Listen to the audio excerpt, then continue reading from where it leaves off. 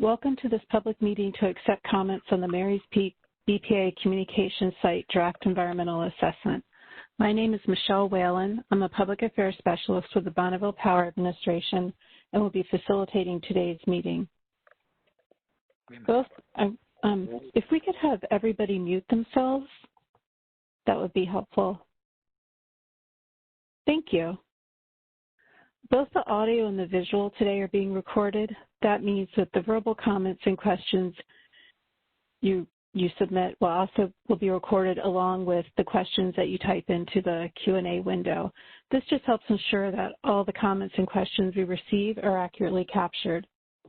In a few minutes, I'll let you know how to indicate if you would like to provide verbal comments or how to submit a question through the Q&A window for our panel of subject matter experts to answer.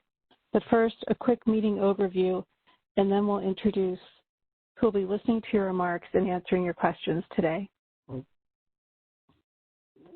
Here's the agenda for our meeting. We'll review the format and purpose of the meeting, then introduce the subject matter experts from the 3 federal agencies.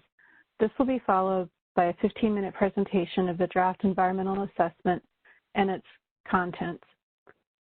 The rest of the meeting will be devoted to listening to, recording, and responding to your comments and questions. Around 7:50 or so, we'll wrap up the meeting with closing remarks from the agencies and hear about the next steps in the public involvement process. As you know, we're recording this meeting to be sure we've captured all your comments and questions. Meeting participants will be muted until a question is recognized by the meeting host. Later, we'll give you specific directions on how to be recognized to speak before the public comment period begins of the meeting. So now a little about the purpose of this meeting. We scheduled the meeting to provide opportunities for you to learn about the draft environmental assessment, submit comments, and ask questions during the comment period for the Marys Peak BPA Communication Site Draft Environmental Assessment. All the comments will be posted to the project website, and the final EA will include the responses to all comments we receive as well. For those of you on the phone, I'll just say the website address out loud, www.bpa.gov/go/Marys Peak. Tonight, we're joined by representatives of the Bonneville Power Administration, Forest Service, and Bureau of Land Management who are here to listen to your comments and answer your questions. Ben Yance, Project Manager with Bonneville Power Administration, will start introductions for the 3 agencies.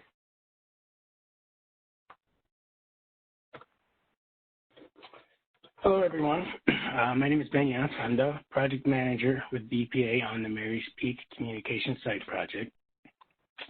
We have a number of folks from the project team on the call this evening to help answer questions during the Q&A portion of the meeting. You can see at the top of the list, myself, Ben Yance, Project Manager. We have Structural Engineer with us, Jim Barnhart, Electrical Engineer, Mike McClintock, Communications Planning Engineer, Chris Whithouse. We have 2 Environmental Protection Specialists from the project team here, Becky Hill and Kimberly St. Hilaire. We have Archaeologist Kurt Perkins with us, Realty Specialist Harley Kennedy, and from Public Affairs, Michelle Whalen, who you heard just moments ago. Also on the call are team members from the Forest Service and BLM. Michelle Homan, will you please introduce those from your team today?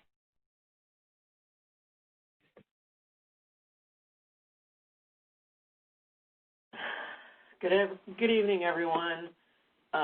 Thanks for showing up and being interested in our BPA EA on Marys Peak. Marys Peak is a super special area, as everyone knows, and a lot of people are deeply connected to that area, and so it's important that people show up and express their comments. So thank you for that. I am Michelle Holman. I am the District Ranger for the Central Coast Ranger District in the Oregon Dunes NRA. Tonight we have with us Katie Isaacson, who's the Forest NEPA Planner, Angie Morris, who is our District Special Uses and Land Program Manager, We have Lisa Romano, who's our public affairs staff officer, our recreation, lands, and heritage staff officer, Danny Pavoni, Jeff Caswell, who's one of our civil engineers, and Zeke Langham, who is our zone engineer. And with that, I'll toss it over to Paul Teigen and let him introduce the BLM folks. Yeah, hey, good evening, everyone. Paul Teigen, your BLM Marys Peak Field Office Manager. Marys Peak Field Office covers Benton County, Polk County, and Lincoln County, and happy to represent the agency this evening. Stephanie Winfrey, our Planning and Environmental Coordinator, couldn't make it tonight, but I'll be happy to answer any questions you might have.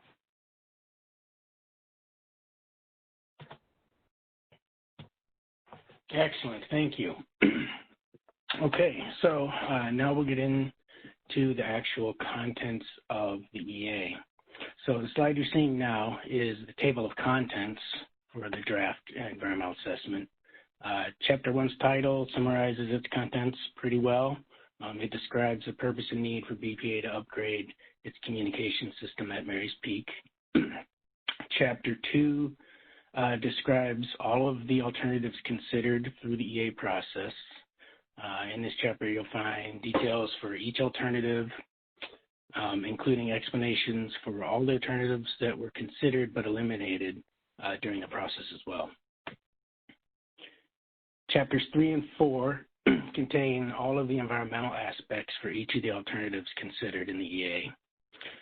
This includes the anticipated impacts and the identified mitigation measures for each alternative, as well as all the environmental consultations and permitting requirements for each. Chapter 5 lists all the concerned stakeholders who will be receiving this EA. And Chapters 6, 7, and the appendices contain supporting information to the previous chapters in the EA. All right. Oh, good, thank you. You moved the slide without even asking. Well-oiled machine. Chapter 1, the purpose and the need for the upgrade at Marys Peak. So the driver for the need to upgrade the VHF equipment at Marys Peak is safety. It's safety for the transmission line and field workers who respond to outages and perform maintenance on the transmission lines, as well as safety for the public by minimizing the duration of outages. As we all appreciate here in the Northwest, we have beautiful terrain full of mountains, hills, and trees. And often BPA's line workers and field personnel spend their work days out in that terrain. And while it's beautiful, this terrain makes radio communications difficult. And the most important safety tool we have to ensure that everyone gets to go home at the end of the day and that the lights stay on for all of our customers is radio communication. We never want to energize a line until we have 100% positive confirmation that it's absolutely safe to do so.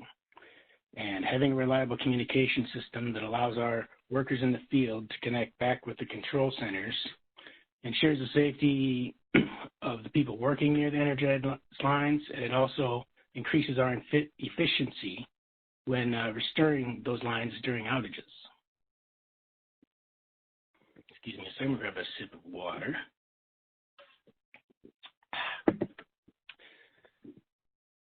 So unfortunately, BPA's existing communications equipment is aging. Many of their parts are now discontinued by the manufacturer. Some of the radios on our system were installed in the 1980s, and those older radios are failing, and replacement parts are becoming more and more difficult to acquire. As a result of the aging system and BPA's reliance on it for safety, BPA has implemented a program to upgrade our entire VHF communication system across all of BPA's service territory. And one of those sites with the aging communication equipment that needs to be replaced is Marys Peak. So in order to ensure public safety and the safety of BPA personnel, BPA needs to upgrade its existing communication equipment to a reliable system that can be maintained for years to come. And so before we move on from this slide, I just want to bring your attention to the two cartoon pictures at the bottom right-hand side of the slide. This should help to provide some context for the upcoming slides. These pictures describe how the communication system connects a worker in the field back to the control centers. You'll note there's a little stick figure guy who's near a transmission line that has a tree fell on it. And that field worker is using a handheld radio to communicate back to a building on a hillside over VHF communication using the little handset. And then from building to building, that audio gets passed via microwave paths from radio to radio, building to building, back to the control centers. And the same works in reverse for the, excuse me, for the second picture you see there where it's the outbound audio from the dispatcher. So either way, to get communications back and forth from a person out in the middle of nowhere with trees and hills around them, they communicate to a local building over VHF, and the building-to-building communication over microwave gets us back to our control center. All right, next slide, please. On to Chapter 2. Chapter 2 describes all of the alternatives considered through the EA process. In this chapter, you can find the details for the no-action alternative and the 3 action alternatives proposed in the EA. It also contains details and the reasoning for all the alternatives that were considered but eliminated during this process. And also contains the criteria used to evaluate all of the alternatives. Next slide, thank you. Okay, so this slide is presenting the 1 no-action alternative and the 3 action alternatives presented in the EA. So please take a note of the map on the right-hand side of this slide and note the color-coded microwave radio paths. So back a few previous slides when we were noting the stick figure and the signal was going from building to building back to the control centers. That's what these lines, color-coded lines on the slide are indicating. These are the microwave. I hear a little typing in the background. Someone could please mute. Thank you. So alternative 1 is a no-action alternative. This alternative, BPA would stay in our existing building with our existing equipment and make no changes as part of this project. BPA would continue to use, maintain, and operate as we have been. Alternative 2A, you can note that on the color-coded with blue, I'm sorry, it took me a second to, there we go. I made it a little bigger. I couldn't barely see it. All right, excuse me, sorry. So alternative 2A is the blue line from Mary's Peak to Albany substation. In this alternative, BPA would stay at the existing BPA communication site with a new microwave path out to Albany substation. Alternative 3C is indicated with the red line right next to the blue line. In alternative 3C, BPA would co-locate still on Mary's Peak Summit in the U.S. Forest Service building. There would be an addition put on to the U.S. Forest Service building that BPA would move into. And that would also include a microwave path from Mary's Peak to Albany substation. Alternate 4 is the yellow path you see on the map there. This is at the West Point Spur location, just to the west and slightly lower than the Mary's Peak Summit. At that location, BPA would co-locate with Consumer Powers Incorporated, and it would include a new microwave path out to Prospect Hill communication site. And then a summary for all these impacts can be found further into Chapter 2.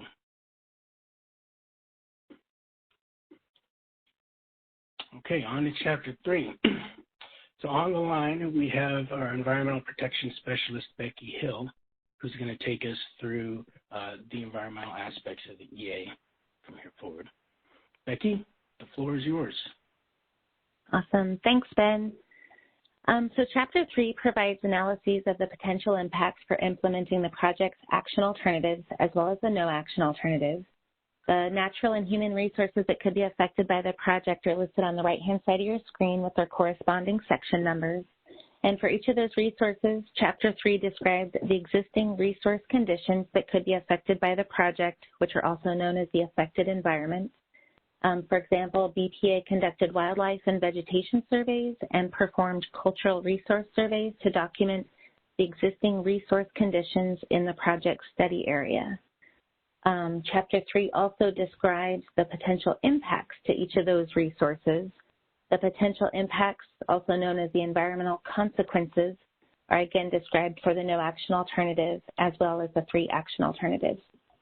And finally, for each of those resources, the proposed mitigation measures that would be implemented are described in Chapter 3. Mitigation measures include standard construction best practices as well as site-specific measures with the intent of reducing potential resource impacts to the smallest level possible when feasible.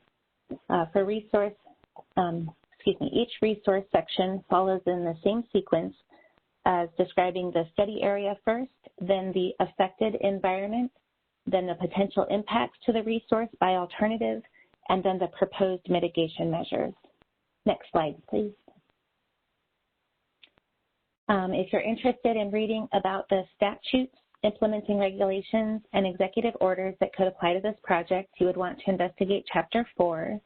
For example, readers can find information on the EA's preparation pursuant to the National Environmental Policy Act, implementing regulations, pre-consultation efforts for the Endangered Species Act, Federal Lands Policy Management Act, and other applicable statutes and regulations in this chapter.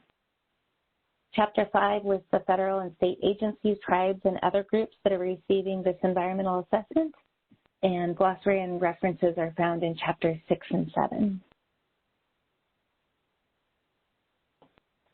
And here we have the appendices to the environmental assessment. Appendix A and C describe the special status plants, fungi, and wildlife species that had the potential to occur in the project study area and were surveyed for, while appendices B and D list all of the species that were actually documented in the study area during the surveys. Appendix E provides visual comparisons of the existing site conditions versus the simulated conditions for each action alternative. For example, a view from the picnic table at the Mary's Peak Summit is key viewing area number 9, and on pages E7, 8, and 9 of Appendix E, you can visually compare and contrast what it would look like had you been sitting there at the picnic table and alternative 2A, 3C, or 4 was implemented. You could compare and contrast the current conditions with what the site could look like. For additional information on the vegetation surveys that were performed and the scenic resources analysis that were used to help develop this EA, please visit the project website as those resource reports have been posted there. Next slide. Thank you, Ben and Becky. Now it's time to take comments and answer questions. I'm going to hand things over to Miriam Habibi, who will facilitate the Q&A session. Hi there. Thank you, Michelle. My name is Miriam Habibi. I work for Bonneville Power Administration in the Communications Department. I'm going to help facilitate the comment and question portion of this meeting. We're looking forward to hearing your comments and answering your questions. I'd like to remind everybody that this meeting is being recorded, and any comments or questions you provide during the meeting will be heard by all of the attendees and eventually posted to the project website. There are 2 ways to submit comments or ask a question during this meeting. For method 1, you may choose to use the raise hand method. The panelists and I will be able to see these raised hands, and we'll take your comments or questions in the order received. We ask that you please limit your verbal comments to 2 minutes, and we will let you know if you approach your allotted time. Once I acknowledge a raised hand and we unmute a speaker, all attendees and panelists will be able to hear you. Your line will stay unmuted during the panelist's response to your question or comment to allow for any follow-up or clarifying questions. Once your comment is complete or your question has been answered, we will remute your line and ask you to lower your hand. For method 2, you may also choose to use the Q&A box to submit a written question or comment. Either I, as the host, or one of the panelists will take these questions and comments as they come in or as appropriate during the meeting. Your submission will be read aloud, and then a designated panelist, either from BPA, U.S. Forest Service, or Bureau of Land Management, will answer or address the submission for all to hear, and in some cases, we may respond in writing in the Q&A box as well. So before we begin, I just wanted to looks like we have a few questions in the Q&A box right now, but I don't currently see any hands raised. So we'll take the first question from the Q&A box. All alternatives assume VHF radio communications. Have you considered dumping that technology and using SATCOMs? Voice sat phones are presumably expensive, but a text-based system like Garmin InReach might make sense.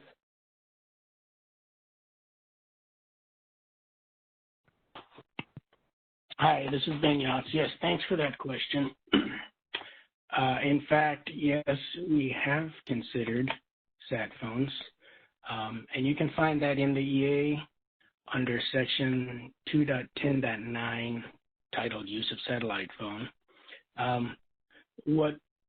To summarize it for you, what we found is that while it can be used as a backup means of communication, it doesn't provide BPA the reliability compared to our VHF radio system. These factors, in conjunction with the limited effectiveness of satellite phones when we get under tree cover and loss of coverage depending on the position of the satellites in relation to the terrain, so sometimes a time of day can make a difference. That was the biggest reason why we couldn't go strictly to satellite phones, but we still use them as a backup method. Thank you.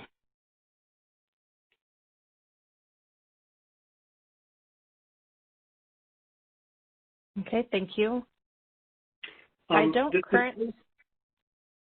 Go ahead. I'm sorry. This is Chris Whithouse in planning, and there's a couple of other items associated with sat phones that make it a challenge. One is that voice recognition of the user of the sat phone is very difficult. So when communicating between a dispatcher and the person at the end, a lot of times the voice is garbled, and we've had quite a bit of experience with that, and it's made it difficult to have reliable communications because of that, as well as during a crisis, commercial satellite gets congested. And so when we need our communications the most, when it's most critical, and the sat phones get congested, then we're unable to use them for our most critical operation. Thank you.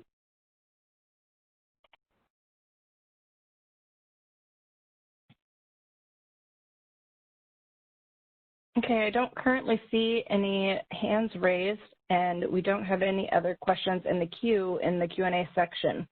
We'll wait just a moment to see if any other questions come in.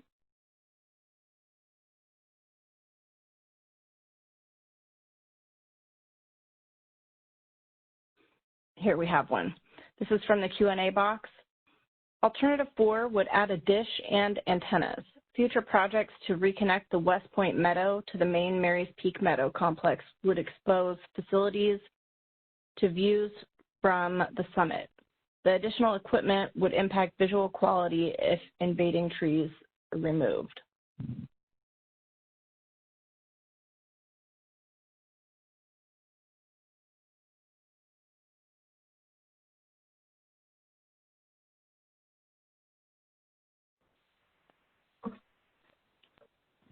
Hello, this is, Go ahead, Becky. No, I'm sorry. I was looking for a section of the EA. Would you like to take this one? Sure. Well, actually, no, please, if you would, since it's the impact to the trees and the environment as well, I think you would be better. Okay, sounds great. Thanks for the statement, Cynthia.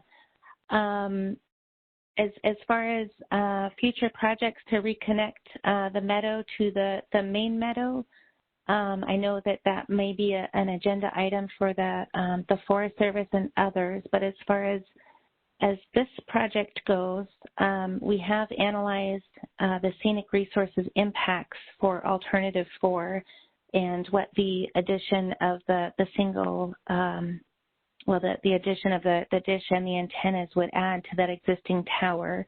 The tower elevation would not be raised. It would just be an addition of the dish and the antennas. And in Appendix E, you can see what the visual impacts would be if you are standing on the summit.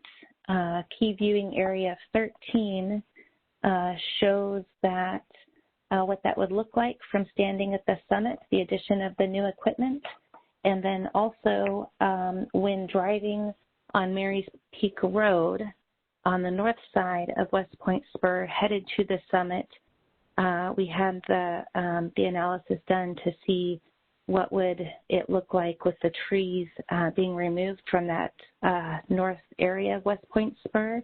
And because the trees are interspersed within an existing stand, the visual impacts would be minimal.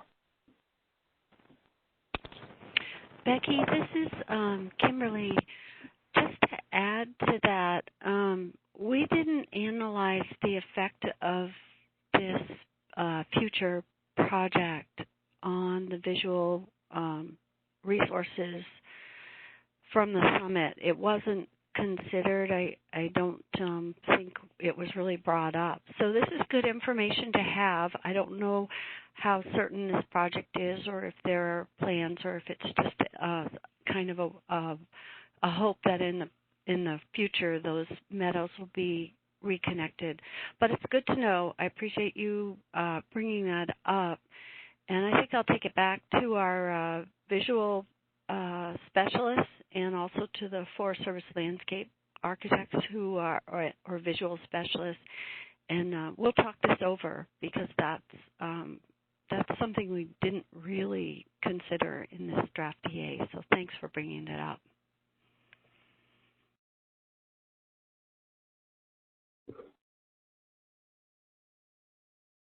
All right, for the next question, we have what will prevent you from using option 4?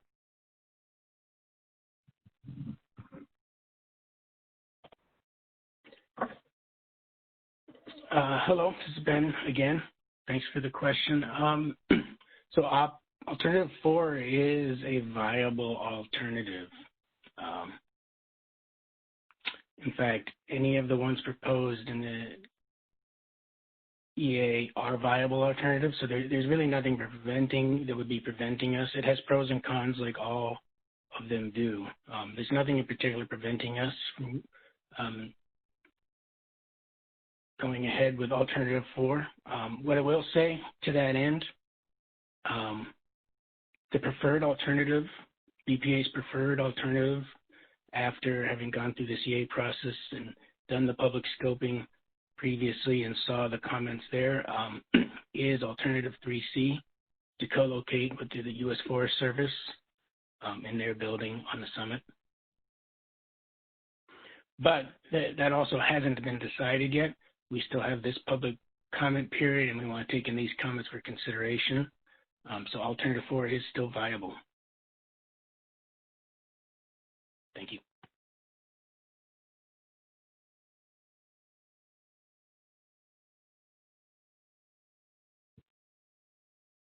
Our next question is, what precautions have been considered for rare species atop Mary's Peak?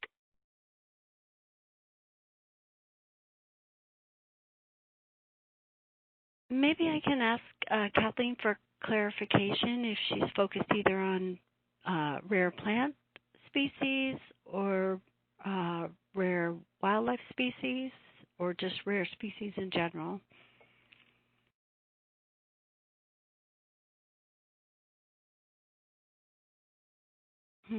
Yeah, we're not, I'm not seeing any or hearing any clarification.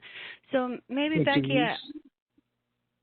Well, I'm wondering if it's possible if James West, our host, could unmute Kathleen, if she'd be willing to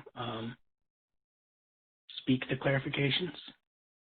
I can do that. Just give me just a second to find her in the list.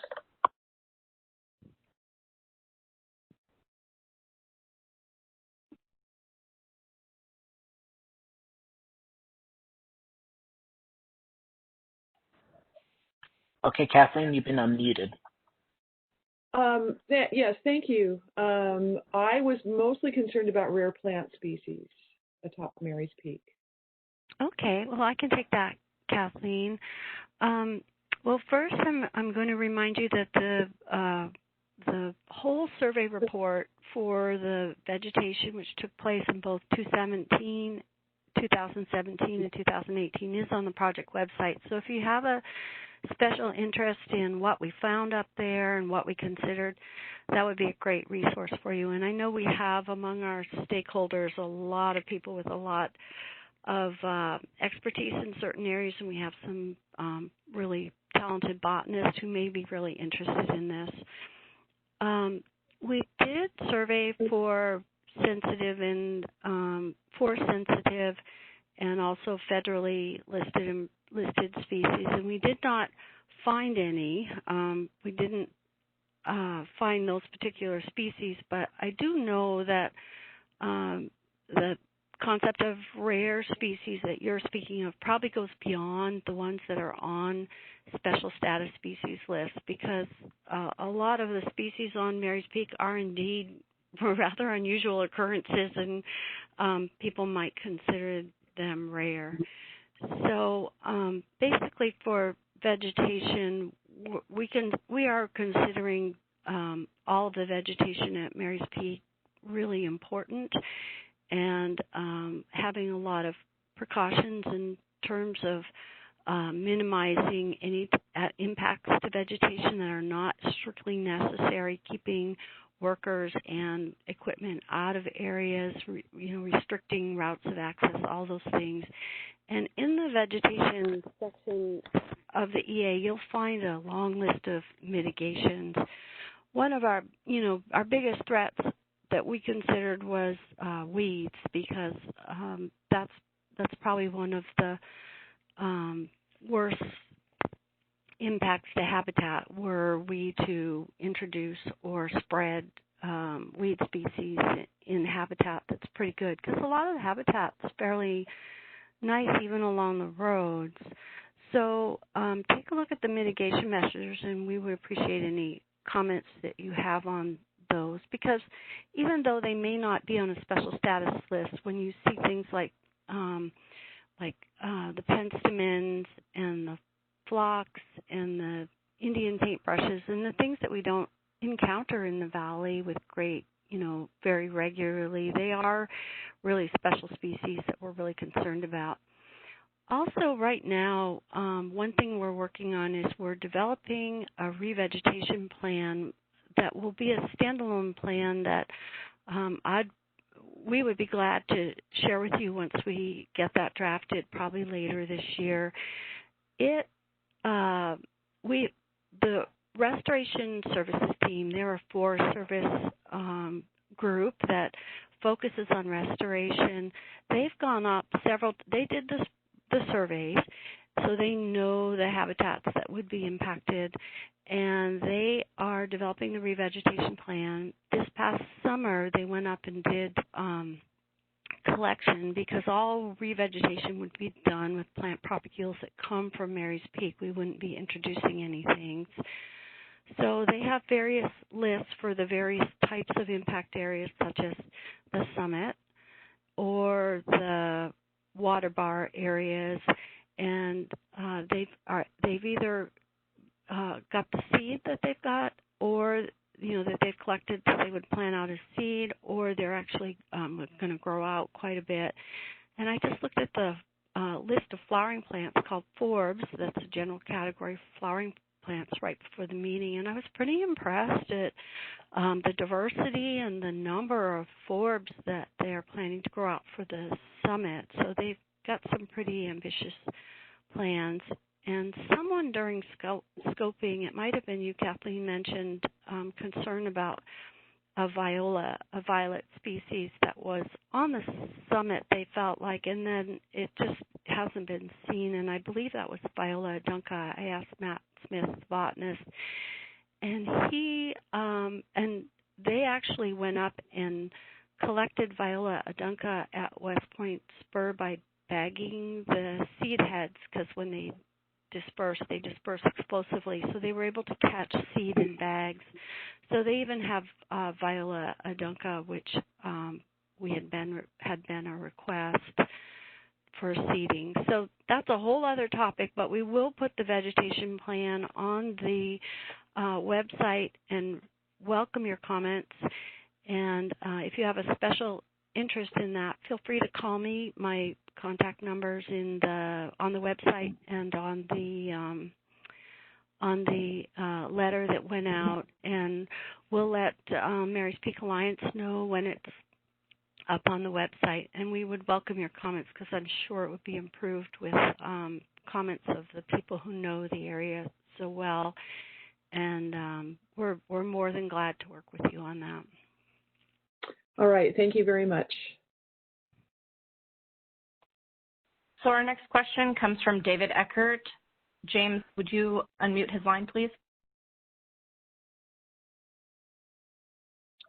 David's been unmuted.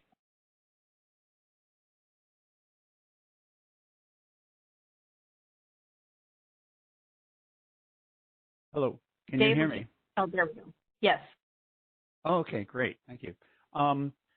Yeah, I would like to expand on my previous question about what would prevent you from using option 4, and I appreciate the answer that you gave already, Ben.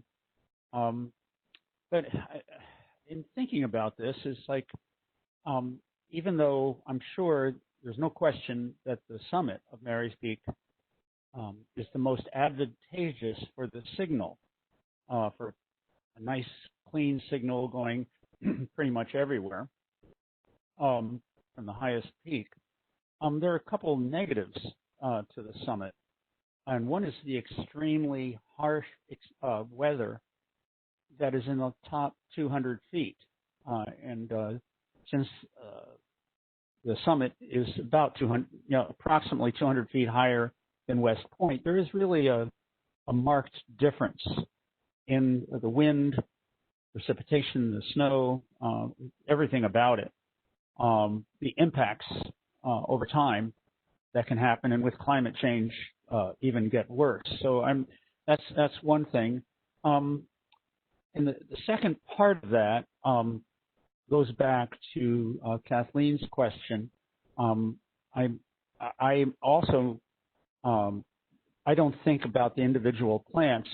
What I see this as the plant communities, which are almost unique in the world. It'd be hard-pressed to find some communities like this, and that's been covered many times in the literature. Every time there's some construction up there, and the last one was, 2011, I think, something like that, when the fence was put in, there were a lot of weeds brought up. There were the gravels that were the non-native gravels were brought up for the road and for the summit. They had a huge impact. I'm not even sure how you can restore that, to tell you the truth. it just seems that when it gets down to the subcontractor level, everything is lost, because these great plans that come out with a lot of good people doing a lot of good research are lost once it gets to the subcontractors. The oversight is close to zero on the ground.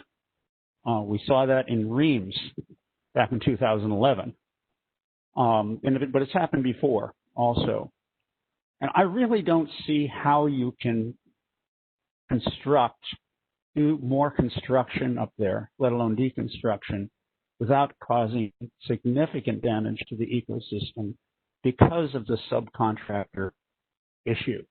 So, again, it just seems, since we have like 100,000 people that come up there every year, you have your trucks coming up there regularly because of the weather and looking at it, that option 4 would be by far the best get away from all the people, even if you have to spend a couple more bucks and have a little bit more complexities in the communication.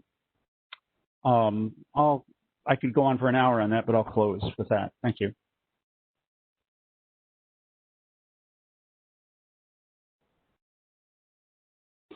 Thank you. Well, I see that Michelle Holman, one of our panelists, has her hand raised. Did you have something to respond to in that?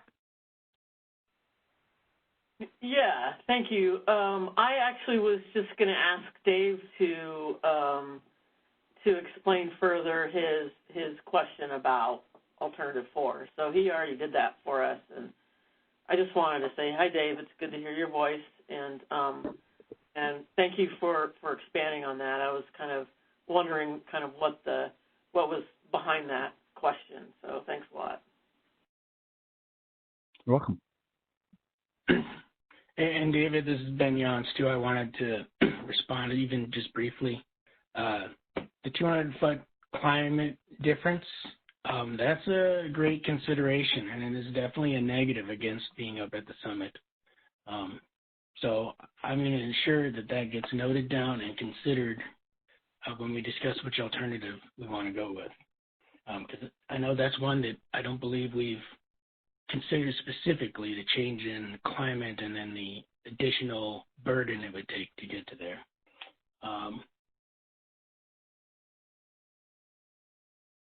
Yeah, I guess that's the notes I have here. Yes, thank you, and I'll take that into consideration. And also, please recall, everyone, that this is being recorded, and a transcription will be made after the fact. So every comment considered here, spoken here, written down here, is all going to be included in the EA. Ben, this is Kimberly. I would like to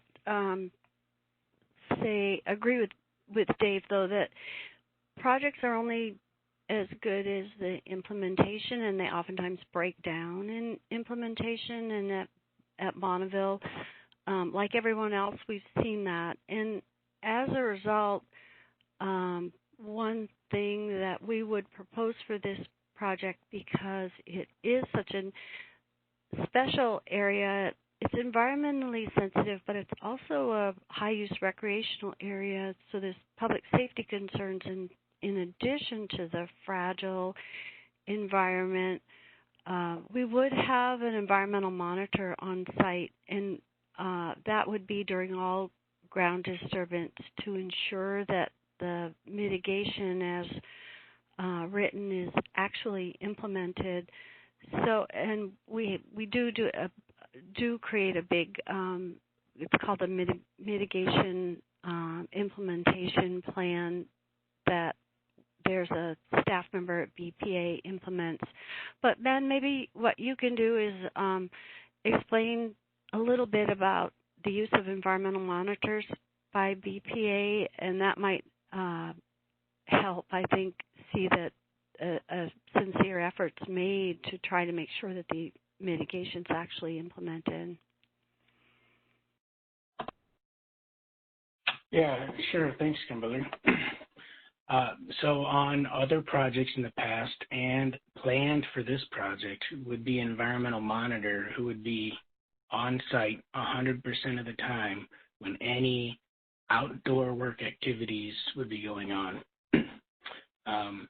This would be someone that would be hired by BPA specifically, directly contracted from BPA, not through the prime contractor or a sub of a sub of a sub. And they would be there the entire time to ensure that none of the mitigation measures are broken. Really, we've gone through this long process doing the hard work of putting together this EA and having these discussions, and when it comes time to do construction, I certainly don't want our team to go and erase all the hard work we've done to this point. We came up with the mitigation measures, and we will directly contract to ensure that they get adhered to. I realize that doesn't erase history, and history, of course, is the best predictor, but that is what we do intend to do on this project, and it's included in the EA as well. Thank you. Well, and also, Dave, we welcome your careful review of the mitigation and any comments, any mitigation measures you think would help make sure that sensitive resources are protected. Please provide them in your comments. Okay, thank you. All right, our next question is, who chooses the preferred alternative?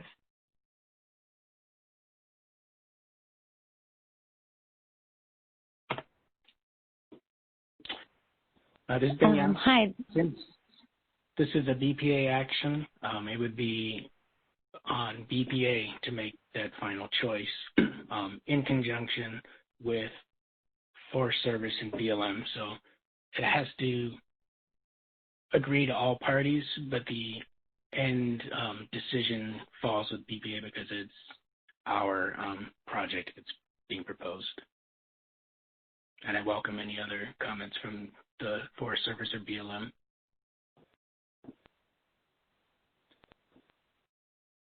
Ben, this is Becky from the environmental team. If it's okay, if I'd like to add just a little bit. Ultimately, each of the three agencies would be making their own decisions, but we are looking for feedback on this draft EA from the public to truly figure out which alternative should become the preferred for all three agencies. And we're hoping that with the close collaboration with the agencies that we've done to date, that we'll continue that collaborative working together and just working to all ultimately arrive at the same alternative to move forward as the preferred alternative for all three agencies. But ultimately, each agency does have its own independent decision at the end of the day.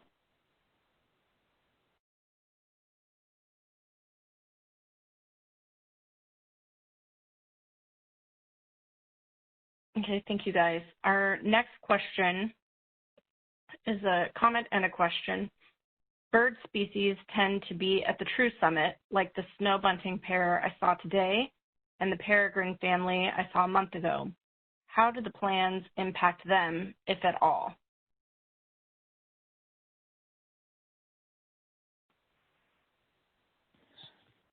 Thanks for that question. This is Becky again with the environmental group. Okay, I'm just rereading the question here. As far as wildlife concerns, there again, we did do surveys for species of concern and documented some of the species that were observed during the surveys, and I believe those were also observed during our wildlife team's time up there.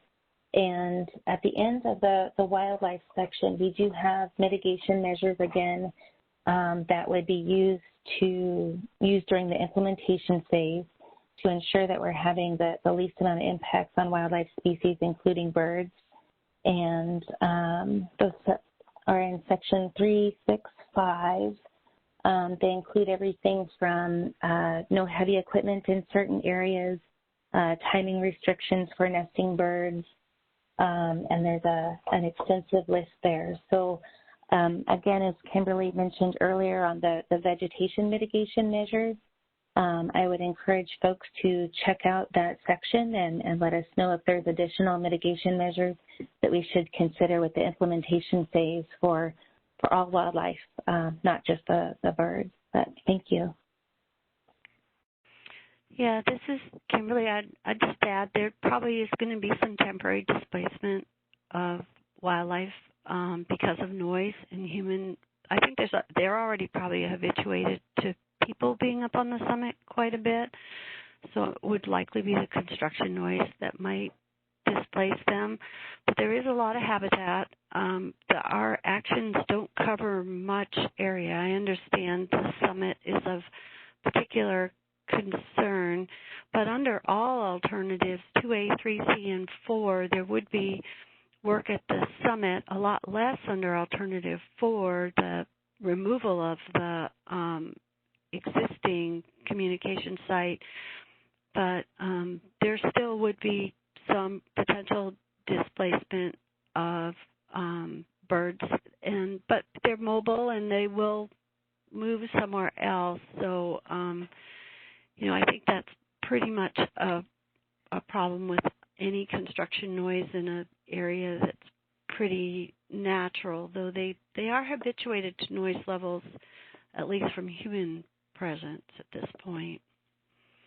But I don't think there's too much we can do to reduce the construction noise levels, though a lot of the activities that we've got going for this project are probably going to be somewhat intermittent and move in, though the summit, they wouldn't be on the summit every day for 5 months. They'd go in and do something and there would be a pause. Maybe Ben could speak to that. I just don't think it's like some construction sites, like building an apartment building where there's this constant level of noise.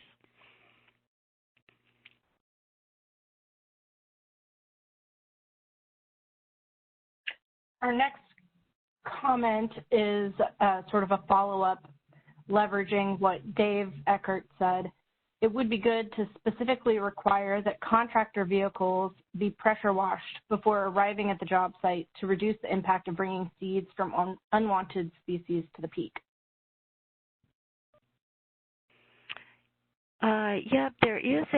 This is Kimberly again, there is a mitigation measure requiring that all equipment and vehicles be washed. I don't know, I think it would be water washed, and you're recommending pressure washed. If there's a reason why you'd rather see pressure washed versus going through a water washing, like through a car wash type wash, then let us know.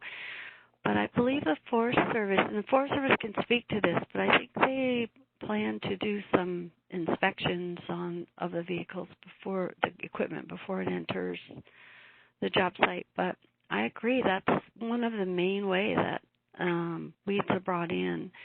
And they're also brought in on boots and clothes and construction workers, persons. So having something to clean boots and things like that will be necessary.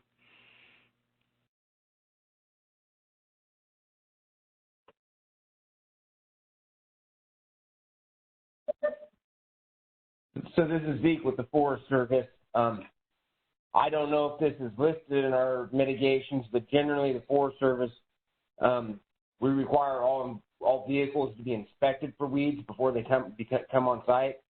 That's usually done by the pressure washer, but we don't specify how they do it. They just have to have clean vehicles. That means no, chunks of dirt or anything like that on the vehicles. That's not in a mitigation. We should probably add that all vehicles are weed inspected before coming on site. And then the other one we might throw in there that we put in all of our mitigations also is that any rock sources need to be state certified weed free.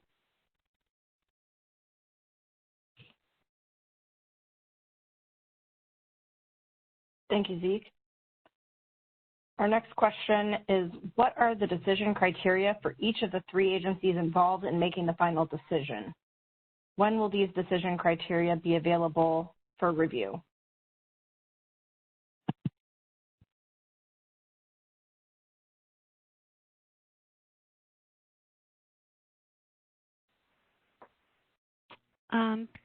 Let's see, that was from Tony. Was that right? That was Tony's question. Well, speaking for BPA, and Ben will likely have something to add, basically we look at how each alternative meets the project purposes. And there's a table in Chapter 2 that has the 211, the comparisons of the alternatives. So Section 2.11, for all alternatives, we look at how do they, how does it meet those project purposes? Does it? Are there any issues? And then we compare the alternatives.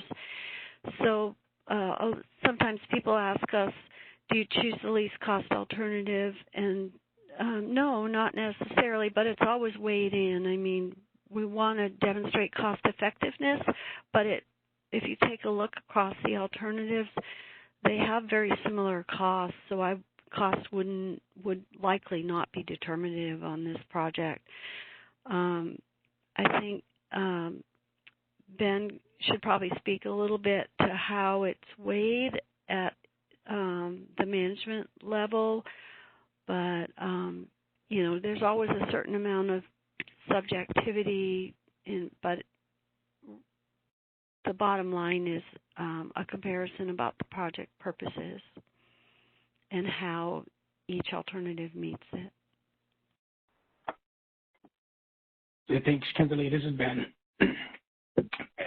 And I agree with everything, and only to add to that is that absolutely those tables within the EA is the criteria we'll be using to make the decision. And then in the cases of a tie where they appear to both or multiples to be viable, it would come down to the safety of BPA personnel, what is the coverage availability, and it could be that the coverage is blacked out in a section that isn't a line that needs maintenance or is a very small section of line as opposed to a bigger section of line. Cost may come in to the decision making, but as Kimberly said, it's not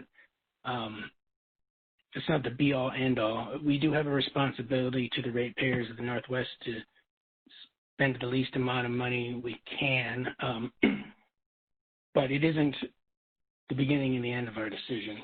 And the other thing that comes into consideration is the maintenance, the ease of getting to the site, access to the site, the age of the facilities, the long-term benefits as well. Thank you.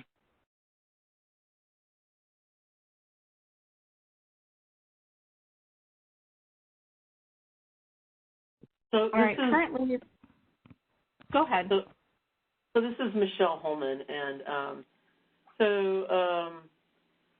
I will be for the Forest Service, I will be the decision maker on the EA. And so what we do is we adopt the EA from BPA and just say, you know, the analysis is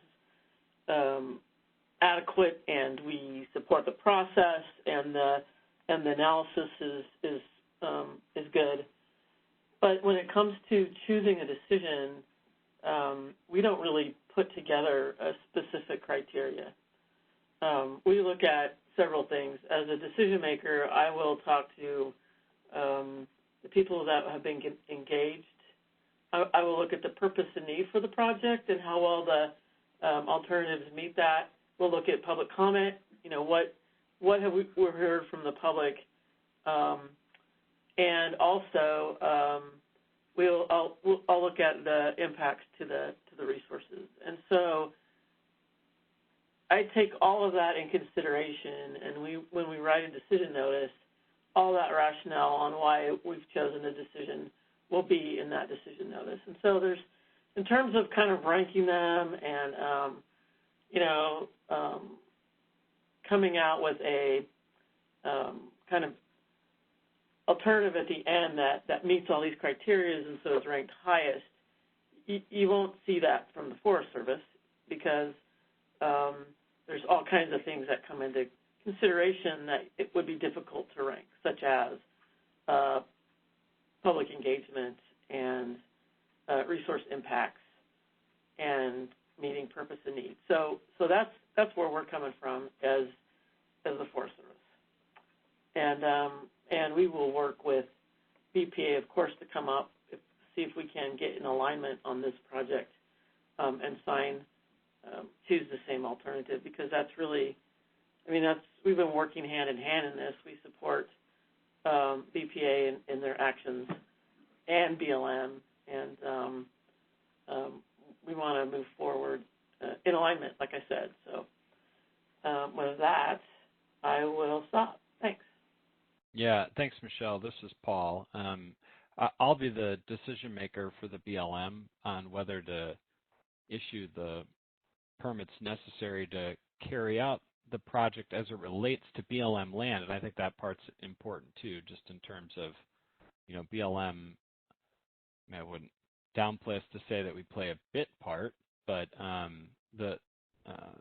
BPA already has authorization to travel across BLM land in order to get to the site, so that really isn't part of the decision that we're making in regards to issuing for one of the alternatives. In order to have a clear view of their substation in Albany, they need what's a microwave beam path right of way.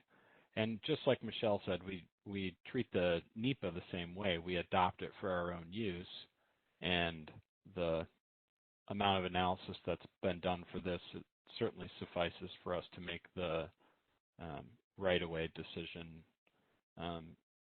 And honestly, because the land that's being put to use and the resources that are being impacted are more directly connected to the Forest Service and certainly BPA, BLM is happy to support the project. I wouldn't see us as being, we've been at the table the entire time, and I think that's, but we also just know what the size of our role is in the final decision. Thanks.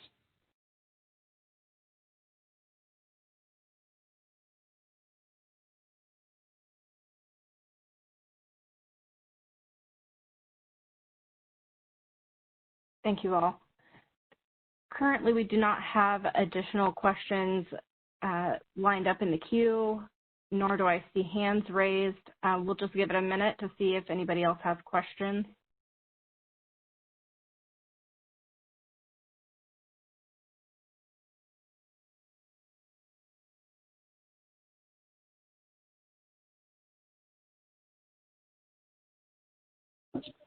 Miriam, this is Becky Hill from Environment. I do see a question here, a follow-up to the one about the decision criteria for each of the three agencies. It's a question for Michelle Holman. Do you consider your existing management direction for the area? Yeah, so that's a good question. Thank you for that. So when I talk about purpose and need for the project, that purpose and need is grounded in our management direction. And so, yes, we have a lot of guidance provided in our forest plan, and we do have a Marys Peak scenic botanical area plan as well. And so, so when we talk about looking at a decision, how well it fits management direction, how well it falls within the intention of the area under our forest plan is a big part of that decision. So, yes, thank you for bringing that up. That should have been in that discussion as well.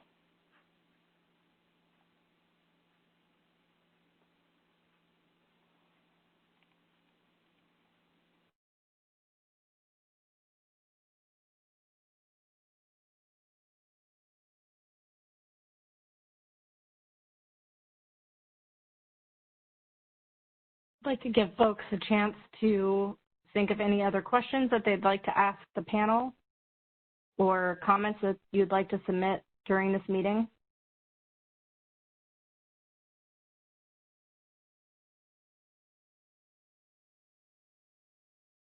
The panelists will stand by for a couple of minutes to see if there's anything else that comes in.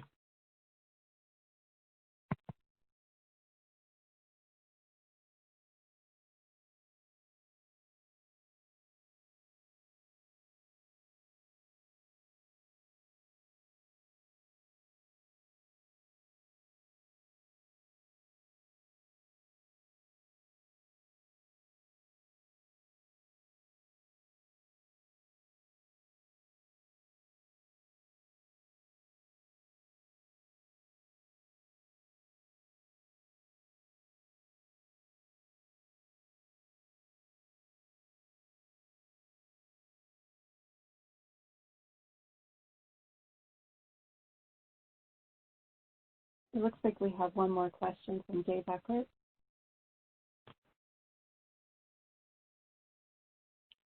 Yes, the question is, how do you consider the impacts of communication signals upon Mary's Peak visitors?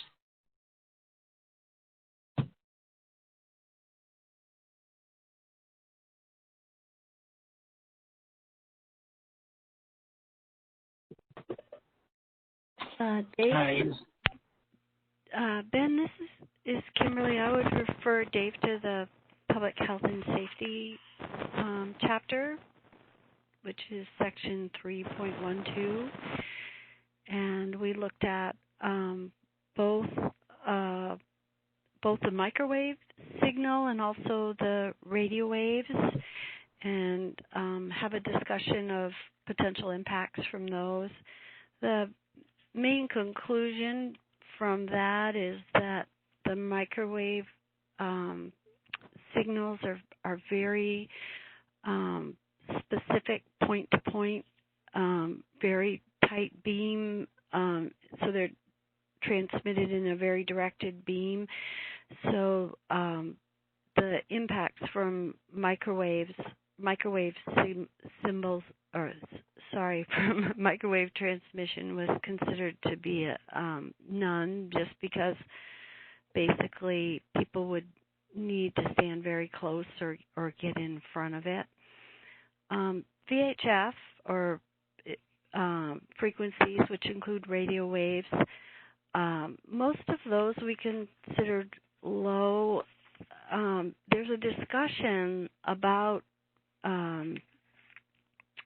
radio waves in that chapter that talks about some of the current research.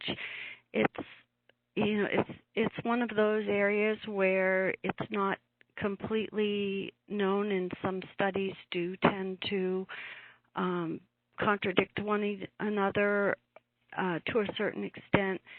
The radio waves are omnidirectional, unlike the microwave, in that they radiate out into a wide area, a wide direction, so we're exposed to them all the time. We're affected by them. And the studies,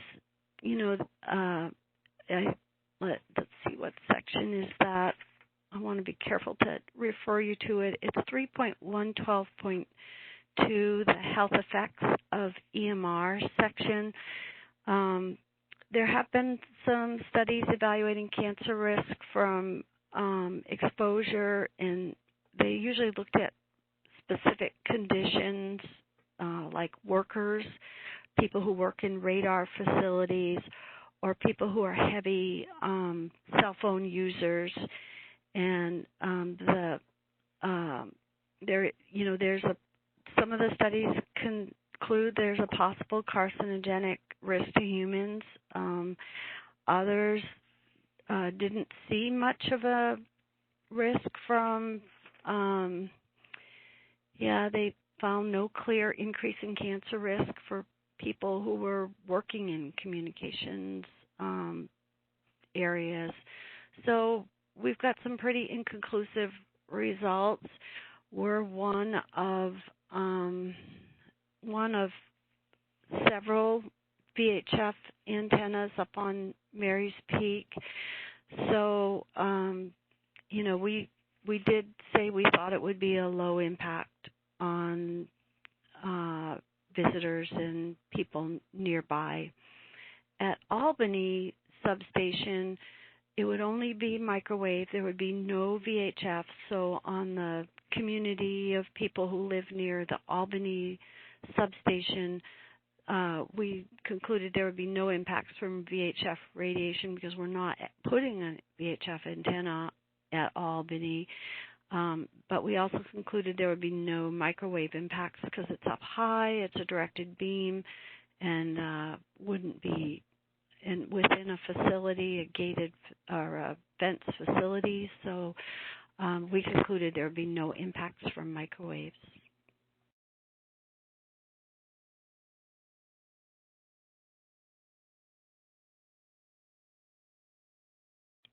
I don't know, Ben, if you have anything to add to that, but yeah, I would encourage you to take a look at the public health and safety section for a little bit more information. No, thanks, Kimberly. I don't have anything to add. You explained that quite well. There's no one here on the call who's an expert in electromagnetic radiation and its effects on health, but we did include in the study our research that we found within the agency by those who are. So yeah, please refer to that section that Kimberly led us to.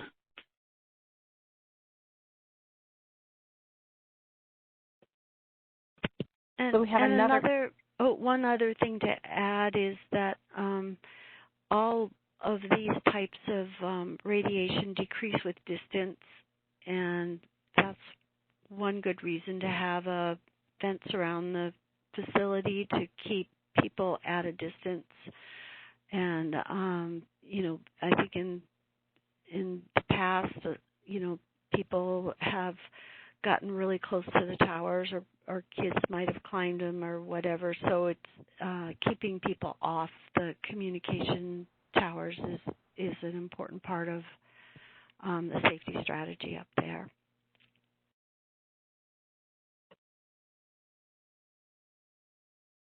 So we have another couple of questions and a comment. First, a comment. The last time water bars were improved on the access road to the summit, the meadows were impacted. This seems to be more of the same. Can we reduce the impact of water bars?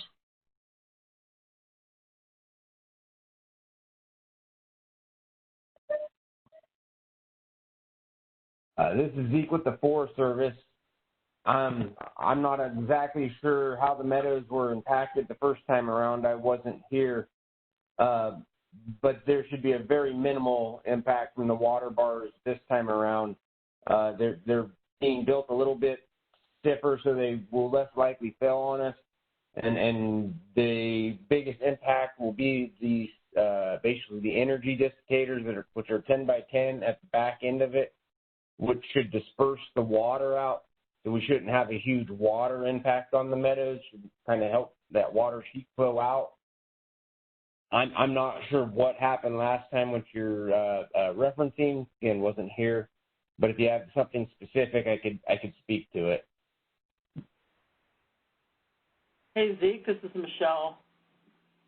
I actually was here when that happened, and what happens is that road up to the top, you know, we get vegetation from the meadow that starts to come up onto the road, onto the side of the road, and so and there's some pretty rare plants up there, and so when we bladed that,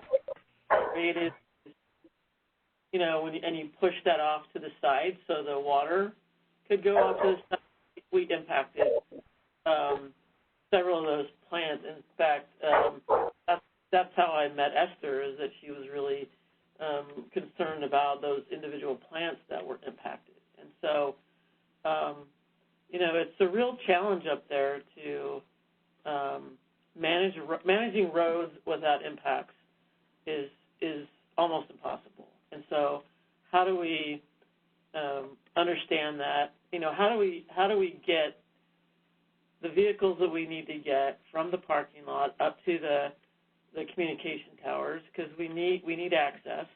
We need to put in propane, and we need to put in, we need to install, replace things. We just need to maintain that area, and the vehicles to do that are not small typically, and so I think there's going to be a real challenge to manage that road as a road and minimize the impacts to that meadow.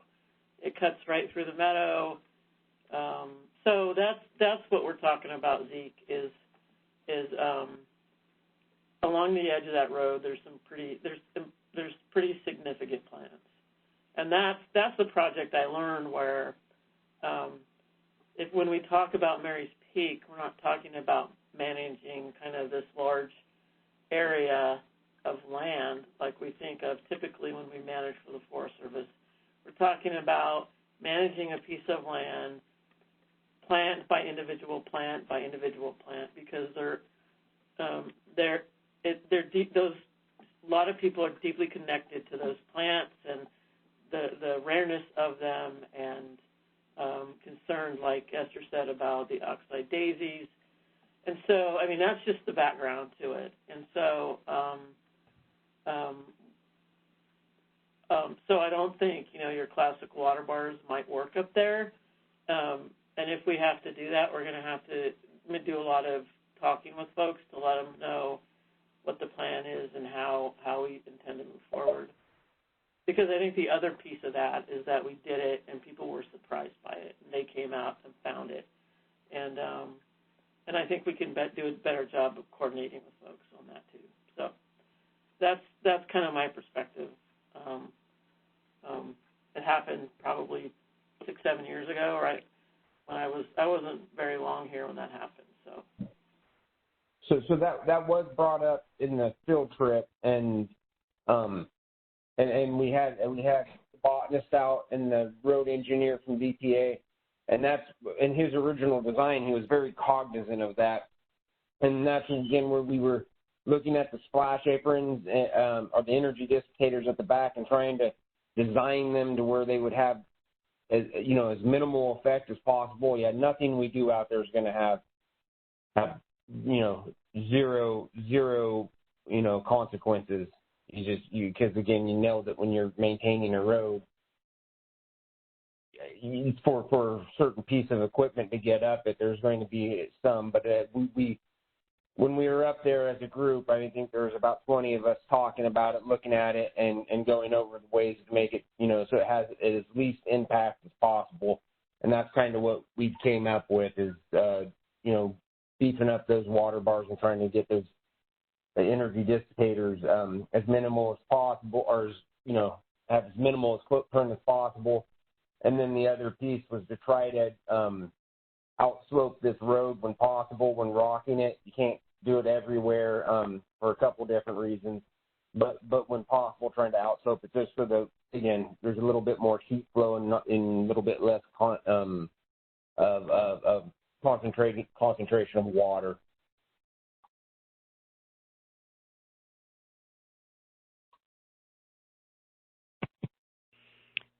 This is Kimberly. The only thing I'll add to that is that in the revegetation plan, we focus on water bar revegetation, recognizing that area is problematic. To be impacting the sides of the roads will be a problem, and then to have a rocked area like that, revegetation can be a little bit difficult because the substrate's being changed. And we did look for species that are tougher and that can survive with maybe a little bit less of a little harsher conditions, like pearly everlasting and yarrow and fireweed, things that are already pretty adapted to living in or to thriving in conditions that are less than ideal for other plants for the actual rocked area. And then a different suite of species for the areas that would be disturbed in the actual kind of grading of that area. And the impact of those, of the water bars, and a little discussion of that is in section 2.5.2, and we did consider those rocked areas permanently impacted because it is a change in the habitat type for sure, rocking those areas. But getting them vegetated so that you have less sedimentation seemed like an important goal. So there will be an effort made to revegetate the outfalls of the water bars.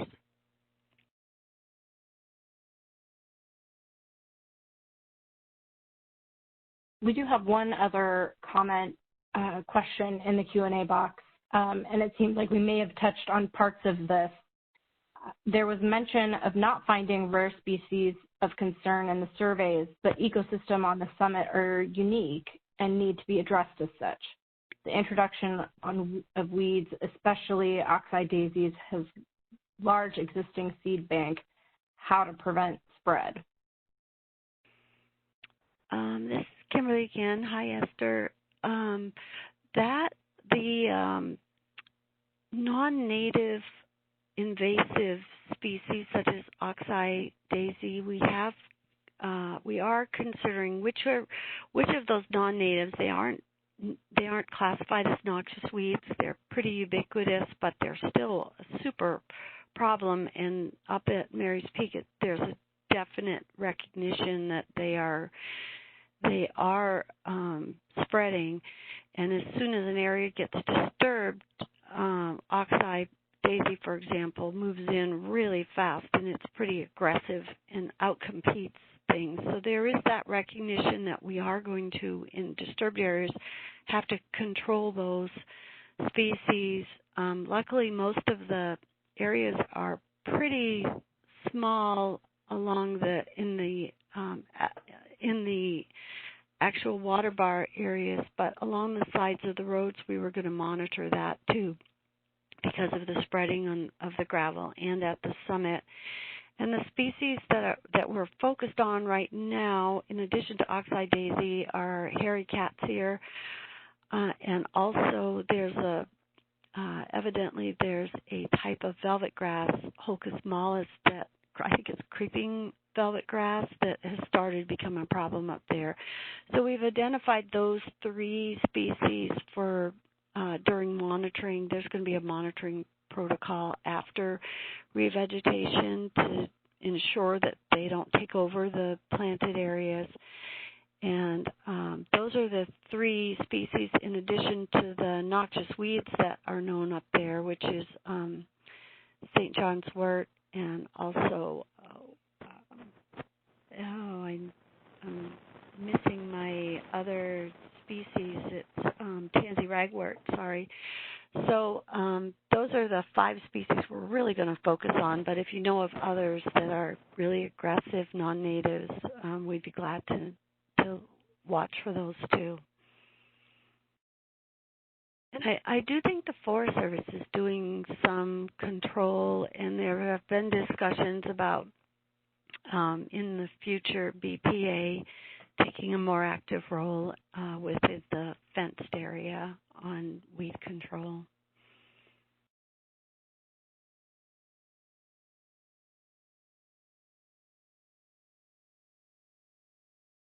So this is Michelle Holman again. We have Matt Smith, who's one of our botanists here at the office, has done quite a bit of work up at the peak with non-native invasives and having weed pools and stuff like that. And so, I mean, they're still up there. It's still a fight as always. But we have done quite a bit of that, and Esther and Cindy, you're probably already aware of that, because Matt's pretty good about engaging people who are interested. So if not, we can certainly connect you with Matt and have some conversations about kind of the future of non-native invasives treatments up on Mary's Peak and get you engaged in that. So, yeah, we had that quite a bit.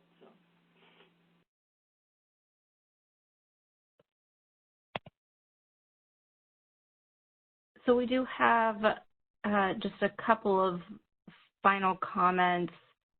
One is, remember that rainfall is far greater on the summit than any surrounding areas, sometimes with 100-mile-per-hour winds. That amplifies the runoff volumes and velocities.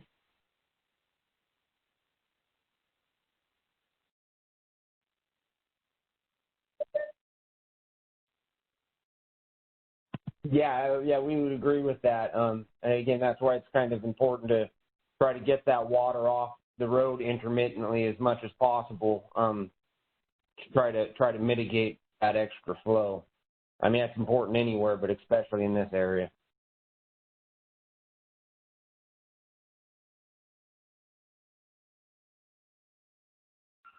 And then the last comment that we have, and then probably I'll hand it over to folks to close out, is fireweed may be fairly tall compared to existing species along the roadside. Keep to lower heights to blend in. This is Kimberly again. I agree. I think the fireweed on the road to Mary's Peak would likely look a little odd to have those bunches of tall fireweed along the access road. On the road to West Point Spur, though, there are some large clumps of fireweed right along the road, and there's a lot taller, a lot more vertical diversity along the road to West Point Spur. So that's a good point, that it would probably be more appropriate for West Point Spur. At this point, the revegetation plan needs to apply to all alternatives since one hasn't been chosen. So we basically created a draft revegetation plan that focuses on all alternatives, and so that we're sure we get seed collection and comments on any if an action alternative is selected, that we're ready for it and that they've grown out everything they needed. So we basically asked them to collect the most, and any alternative that would require the most, and we believe that would be 3C, would require the most plants and species that were ready for whatever. But that's great input, Cynthia, and I think those are really important comments for us to consider, so that you're right, it would be better if they blended rather than if the rocky aprons, I think we call them aprons in the EA, if they were made less obvious, maybe, or blended rather than become really obvious, such as by putting a clump of fireweed in.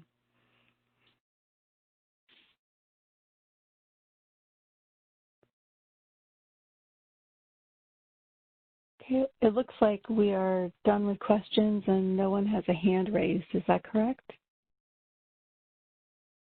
That's correct. Thank you. So before we have the three agencies give their closing comments, I just wanted to remind everybody that if you'd like to comment after the meeting, you can visit the project website to see the different ways that you can comment, and the comment period closes on November 23rd, 2020.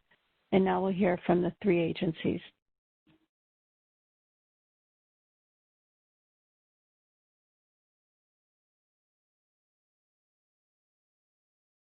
Ben, I don't think you're unmuted. You need to unmute your phone. Oh, there we go. Sorry, I was frantically trying to unmute. I don't know what was going on. I was clicking and nothing was happening. It stayed red. But you can hear me now, right? Yes, we can, loud and clear. Okay, thank you.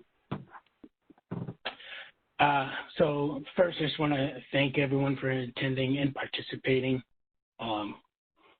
And I'm really pleased with the number of questions that came in and the comment period. To be honest, I was expecting that this would maybe peter out after a few. So this is great to see that everyone is still engaged in this process, and it's been a long one. We've been along this for quite some time. So from BPA side, thank you, everybody. We appreciate your participation, and thanks to the U.S. Forest Service and BLM for your cooperation as well. Yeah, this is Paul. Couldn't have said it better myself. Thanks for everyone's participation tonight. Yeah, thanks, Paul. This is Michelle, and I just wanted to say that, sticking with us on these kind of projects and engaging continually, this project has lasted quite a long time, and I know that several of you have engaged from the beginning, and I just appreciate, your interest in this project and sticking in it with us, and I want you to know that your comments do count. We read all of them, and that acknowledge once again the value of Mary's Peak and the fact that it is a special place, and that is not lost on any of us. And I just want everyone to understand that. So with that, I'm done. So. Thank you, Michelle, and thanks again, everyone. I think we will say that this meeting is officially now adjourned. Have a good evening.